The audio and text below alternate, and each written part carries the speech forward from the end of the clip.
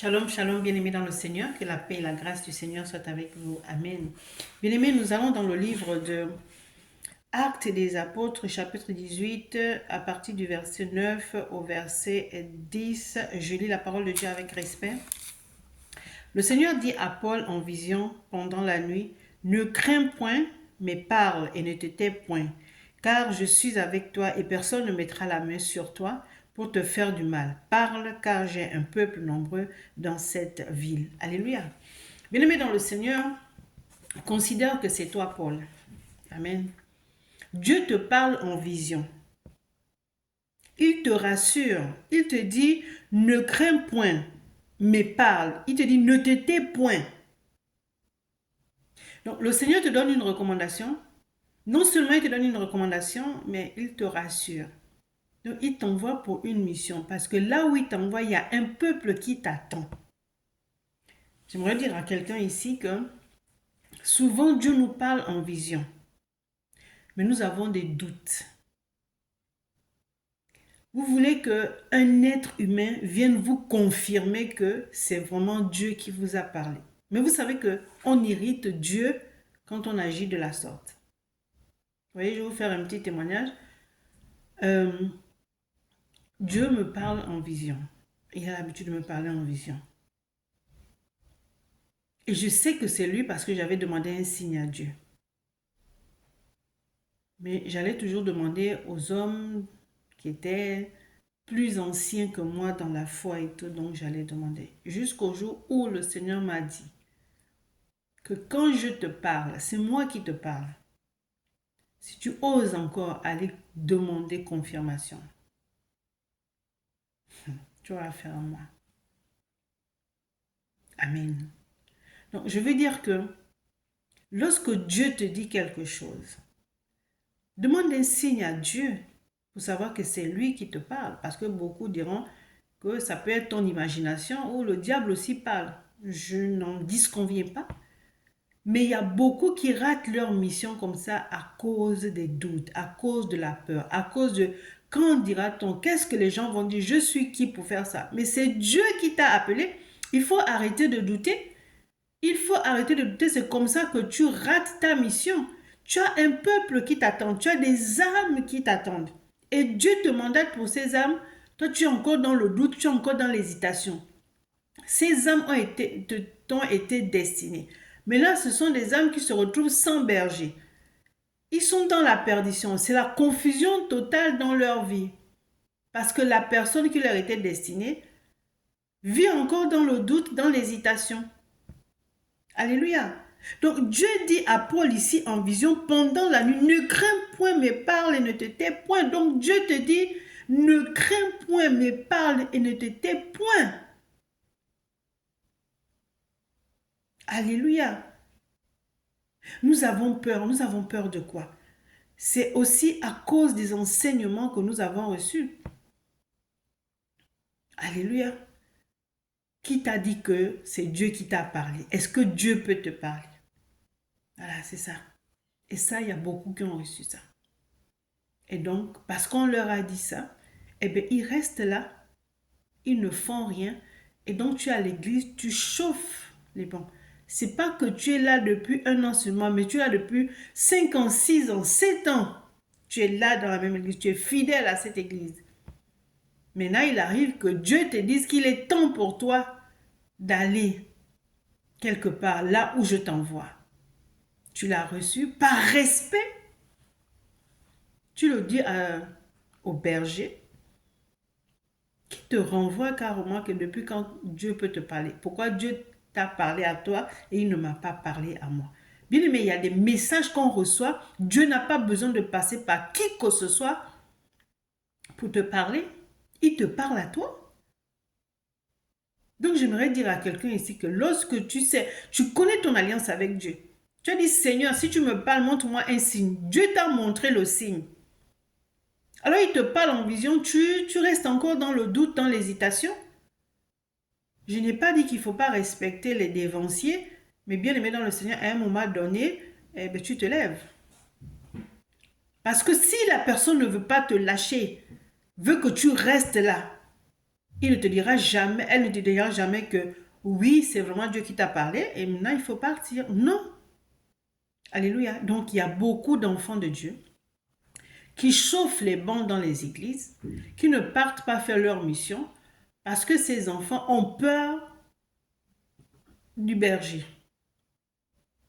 Je n'incite pas à la rébellion, mais je me dis qu'à un moment donné, tu as grandi dans la foi, tu n'es plus bébé dans la foi, alors il faut partir. Surtout que ce n'est pas la première fois que Dieu te parle. Il t'a déjà parlé une fois, deux fois, trois fois. Tu attends quelle confirmation? Tu attends quelle confirmation?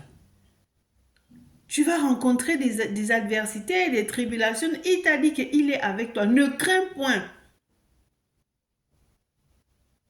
Ne crains point. Il sait que tu vas être attaqué, tu vas être incompris, mais il te dit ne crains point, ne te tais point. Parle parce que je suis avec toi. Là où je t'envoie, j'ai besoin de toi. Il y a un peuple qui t'est destiné. Alléluia. Donc il dit au verset 10, car je suis avec toi et personne ne mettra la main sur toi pour te faire du mal. Personne. Il te rassure comme ça, mais toi tu hésites. Car j'ai un peuple nombreux dans cette ville. Ce peuple nombreux t'attend. Mais toi, tu n'es pas prêt. Tu attends qu'on te libère. Tu attends qu'on t'impose les mains. Tu attends que, je ne sais pas, qu'on te donne, que on proclame sur ta vie pendant que le Créateur t'a déjà dit. Et il y a même des personnes qui sont établies, qui reçoivent des visions, qui ont des visions, mais qui doutent encore. Mais bon sang, où allons-nous? Où allons-nous? Tu veux avoir combien de diplômes pour aller servir Dieu? Tu veux sortir de combien d'écoles de théologie pour aller servir Dieu? Est-ce que toutes ces choses sont mauvaises? Non. Mais il y a des personnes qui servent Dieu sans pour autant passer par toutes ces écoles qui sont instruites par le Saint-Esprit. Et le jour que Dieu décidera que va dans une école, ben, il t'enverra dans une école. Mais je vais dire à quelqu'un ici que si Dieu t'a dit va, ne crains point, ne te tais point, je suis avec toi, tu attends quelle confirmation? Tu attends que qui d'autre vienne te rassurer? Vous voyez l'histoire du jeune et du vieux prophète? Dieu avait parlé au jeune prophète. Il n'est pas passé par qui que ce soit pour lui parler. Va dans cette mission, ne mange pas, ne bois pas, ne reviens pas sur le même chemin. Il va, il parle au roi, il ne mange pas, il ne boit pas. À son retour, il rencontre les enfants d'un vieux prophète qui ont dit à leur père qu'il y a un jeune prophète là-bas et tout, voilà ce qu'il a fait. Et donc il envoie ses enfants pour lui dire de passer chez lui et qu'il a reçu, alléluia, le message de Dieu qu'il devait manger ici et boire et puis repartir sur le même chemin.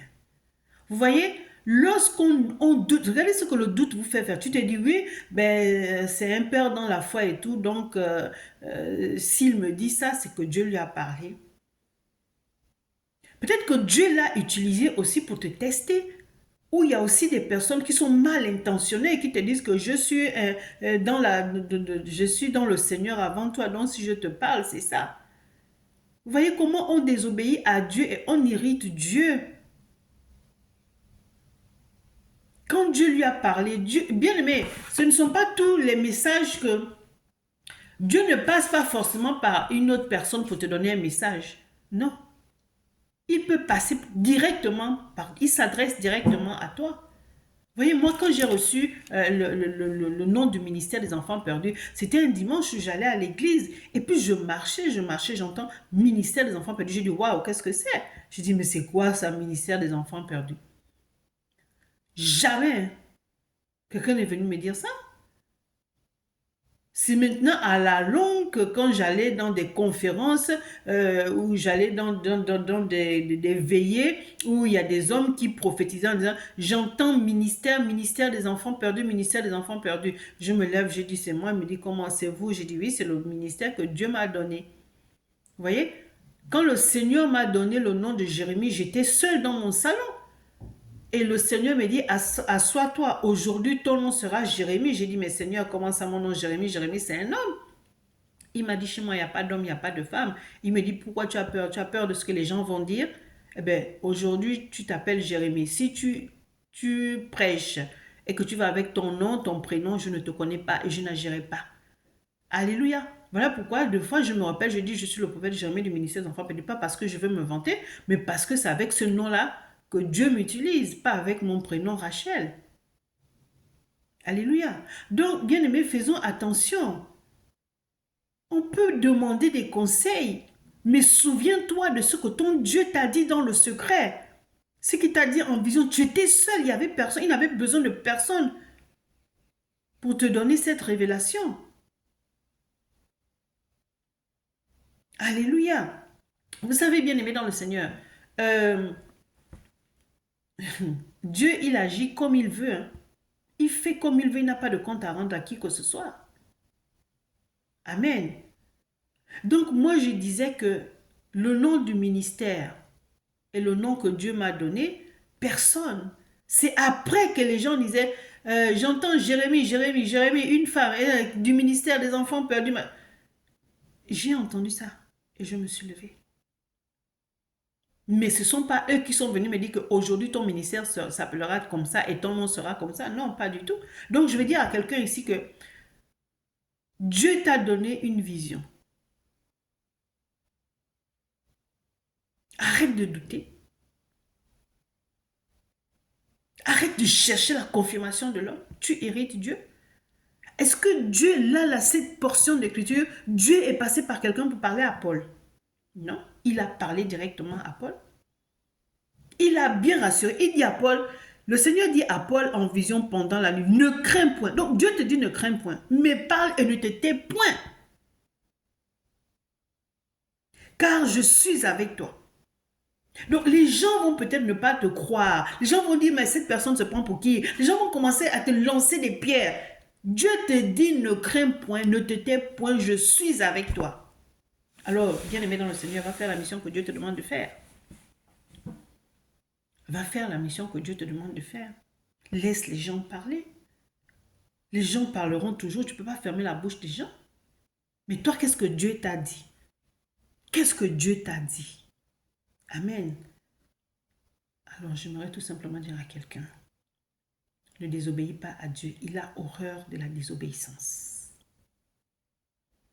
Il a horreur de la désobéissance. Tu peux dire à Dieu, oui, Seigneur, est-ce que c'est toi qui m'as parlé? Montre-moi un signe et tout. Tu demandes à Dieu combien de signes? 2, 3 fois, il te montre des signes, mais tu doutes encore. Arrête de douter. Elle est où ta foi? Elle est où ta crainte de Dieu? Amen. Que Dieu vous bénisse.